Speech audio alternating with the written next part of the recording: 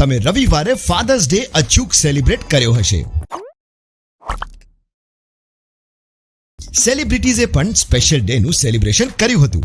સલમાન ખાને fathers day પર family photograph share કર્યા હતા. આયુષ્માન ખુરાના, કંગના રનૌતથી લઈને શિલ્પા શેટ્ટી કુંદ્રા, અનન્યા પાંડે અને યામી ગૌતમ સહિત બોલિવૂડની અનેક સેલિબ્રિટીઝે તેમના ફાધર્સ પ્રત્યેનો પ્રેમ વ્યક્ત કરવા માટે લવલી પોસ્ટ મૂકી હતી.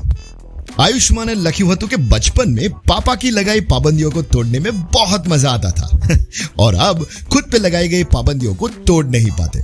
જાહ્નવી કપૂર અને નેહા કક્કરે પણ અડોરેબલ વિશિસ આપ્યા હતા.